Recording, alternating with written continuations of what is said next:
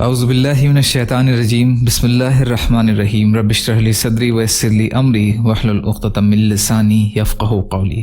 18 جمادی الثانی اسلامی تاریخ، حجۃ الوداع میں آخری خطبہ۔ 9 ذی الحجہ 10 ہجری میں حضور صلی اللہ علیہ وسلم نے میدان عرفات میں 1 لاکھ سے زیادہ صحابہ کرام کے سامنے آخری خطبہ دیا، جو علم اور حکمت سے بھرا ہوا تھا اور پوری انسانیت کا جامع دستور تھا۔ اس میں آپ صلی اللہ علیہ وسلم نے فرمایا، اے لوگوں، میری باتیں غور سے سنو، شاید آئندہ سال میری تم سے ملاقات نہ ہو سکے۔ لوگوں، تمہاری جانیں، عزت اور آبرو اور مال آپس میں ایک دوسرے پر حرام ہے۔ میں نے زمانہ جاہلیت کی تمام رسموں کو اپنے پیروں تلے رون دیا ہے۔ دیکھو، میرے بعد گمراہ نہ ہو جانا کہ ایک دوسرے کو قتل کرنے لگو۔ میں تمہارے لیے اللہ کی کتاب چھوڑ کر جا رہا ہوں، اگر تم اس کو مضبوطی سے پکڑے رہو گے تو کبھی گمراہ نہیں ہوگے۔ تمہارا عورتوں پر اور عورتوں کا تم پر حق ہے۔ کسی عورت کو اپنے شوہر کے مال میں سے اس کی اجازت کے بغیر کچھ دینا جائز نہیں، اور قرض واجب الادا ہے۔ جو چیز مانگ کر لی جائے اس کو لوٹانا ضروری ہے، اور ضامن تاوان کا ذمہ دار ہے۔ لوگوں، کیا میں نے اللہ کا پیغام تم تک پہنچا دیا؟ سب نے جواب دیا، بلا شبہ آپ صلی اللہ علیہ وسلم نے امانت کا حق ادا کر دیا اور امت کو خیر خواہی کی نصیحت فرمائی۔ پھر آپ صلی اللہ علیہ وسلم نے آسمان کی طرف انگلی اٹھا کر 3 مرتبہ اللہ تعالیٰ کو گواہ بنایا اور کہا، اے اللہ تو گواہ رہنا، اے اللہ تو گواہ رہنا، اے اللہ تو گواہ رہنا۔ حضور صلی اللہ علیہ وسلم کا معجزہ، غیبی مدد۔ صحابہ کرام رضی اللہ تعالیٰ عنہ فرماتے ہیں کہ ہم ایک سفر میں اللہ کے رسول صلی اللہ علیہ وسلم کے ساتھ 400 آدمی تھے۔ ہم لوگوں نے ایسی جگہ پڑاؤ ڈالا جہاں پینے کے لیے پانی نہیں تھا۔ ہم سب گھبرا گئے۔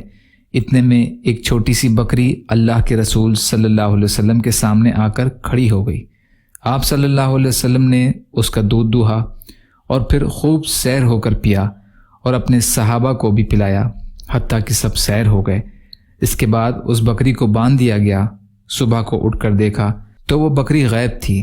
حضور صلی اللہ علیہ وسلم کو خبر دی گئی تو آپ صلی اللہ علیہ وسلم نے فرمایا، جو اللہ اس کو لایا تھا وہی اسے لے گیا۔ بیہقی فی دلائل النبوہ کی حدیث ہے۔ نافع رضی اللہ تعالی عنہ راوی ہیں۔ ایک فرض کے بارے میں، دینی علم حاصل کرنا۔ رسول اللہ صلی اللہ علیہ وسلم نے فرمایا، دینی علم کا حاصل کرنا ہر مسلمان پر فرض ہے۔ ابن ماجہ کی روایت ہے، انس بن مالک رضی اللہ تعالی عنہ راوی ہیں۔ ایک سنت کے بارے میں، زیارت قبور کی دعا، یعنی قبر کی زیارت کی دعا۔ رسول اللہ صلی اللہ علیہ وسلم صحابہ کرام رضی اللہ عنہ کو زیارت قبور کی یہ دعا سکھاتے تھے، سلام ہو تم پر اے بستی کے مومنوں اور مسلمانوں، اور ہم بھی انشاءاللہ تمہارے ساتھ ملنے والے ہیں۔ ہم اپنے اور تمہارے لیے اللہ سے عافیت چاہتے ہیں۔ مسلم شریف کی روایت ہے، بریدہ رضی اللہ عنہ راوی ہیں۔ ایک اہم عمل کی فضیلت، مصافحہ سے گناہوں کا جھڑنا۔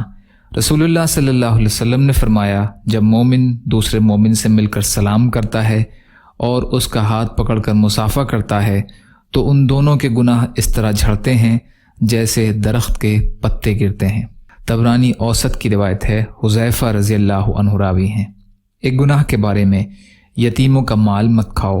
قرآن میں اللہ تعالیٰ فرماتا ہے، یتیموں کے مال ان کو دیتے رہا کرو اور پاک مال کو ناپاک مال سے نہ بدلو، اور ان کا مال اپنے مال کے ساتھ ملا کر مت کھاؤ۔ ایسا کرنا یقیناً بہت بڑا گناہ ہے۔ سورہ نساء کی آیت کا ترجمہ۔ آخرت کے بارے میں، گناہ گاروں کے ساتھ قبر کا سلوک۔ رسول اللہ صلی اللہ علیہ وسلم نے فرمایا، جب گناہ گار یا کافر بندے کو دفن کیا جاتا ہے تو قبر اس سے کہتی ہے، تیرا آنا نامبارک ہو، میری پیٹھ پر چلنے والوں میں تو مجھے سب سے زیادہ ناپسند تھا۔ جب تو میرے حوالے کر دیا گیا ہے اور میرے پاس آ گیا ہے تو آج میری بدسلوکی دیکھے گا۔ پھر قبر اس کو دباتی ہے اور اس پر مسلط ہو جاتی ہے تو اس کی پسلیاں ایک دوسرے میں دھس جاتی ہیں۔ ترمذی کی روایت ہے، ابو سعید رضی اللہ عنہ راوی ہیں۔ طب نبوی سے علاج، خربوزے کے فوائد۔ رسول اللہ صلی اللہ علیہ وسلم نے فرمایا، کھانے سے پہلے خربوزے کا استعمال پیٹ کو بالکل صاف کر دیتا ہے اور بیماری کو جڑ سے ختم کر دیتا ہے۔ ابن عساکر کی روایت ہے۔ نبی صلی اللہ علیہ وسلم کی نصیحت، رسول کریم صلی اللہ علیہ وسلم نے فرمایا، تم گھروں کے دروازوں کے سامنے نہ آیا کرو بلکہ دروازوں کے کناروں پر کھڑے ہو کر سلام کرو۔ اگر تمہیں اجازت مل جائے تو داخل ہو جاؤ ورنہ واپس چلے جاؤ۔ مسند بزار کی روایت ہے، عبداللہ رضی اللہ عنہ راوی ہیں۔ یا اللہ ہم سب کو کہنے سننے سے زیادہ عمل کی توفیق عطا فرما۔ یا اللہ جو مظلوم ہیں، پریشان حال ہیں، بیمار ہیں، قرض میں ہیں، بے روزگار ہیں، محتاج ہیں، ان کی مدد فرما۔ یا اللہ دنیا اور آخرت کی تمام خیر عطا فرما برحمتک یا ارحم الراحمین۔ لا الہ الا اللہ محمد رسول اللہ۔ السلام علیکم۔